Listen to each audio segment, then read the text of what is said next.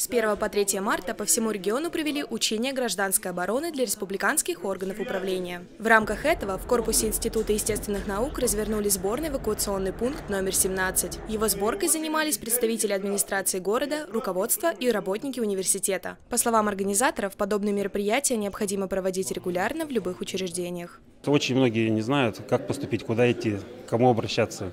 И возникает паника, суета, а это ведет к определенного рода сложностям в дальнейшем. А это все позволяет нам настроить людей, у них возникает понимание в процессе, и они выполняют уже более-менее правильно все действия. На мероприятии наглядно продемонстрировали структуру и порядок действий в чрезвычайной ситуации. Ознакомил участников с форматом работы эвакуационного пункта начальник отдела гражданской защиты СГУ имени Петерима Сорокина Игорь Обьян. Синяя ЧС, красные папочки, пожарка, черные папочки. Так что, соответственно, у нас на каждый документ вот такая папочка, мы тоже это могли сделать.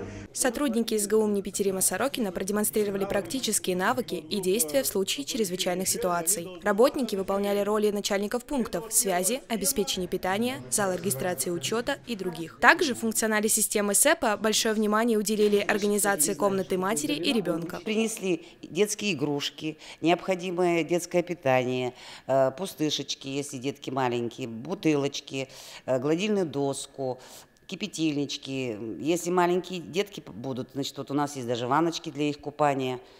Игрушки, карандашики, книжки, все, что необходимо при первой, чтобы детей как-то развлечь. Всего в сборно-эвакуационном пункте организовали 14 кабинетов разной направленности. Всем участникам продемонстрировали необходимые предметы для организации работы, рассказали должностные инструкции каждой части системы. Участники отметили важность и необходимость подобных мероприятий. Это поможет в чрезвычайной ситуации, и необходимо проводить регулярно такие мероприятия для того, чтобы население все-таки было ознакомлено и имела подробную информацию в случае возникновения чрезвычайной ситуации. В конце встречи участникам рассказали обо всех технических тонкостях организации СЭП. Также руководство отметило, что несмотря на хорошую подготовку пункта, они надеются, что он никогда и никому не пригодится.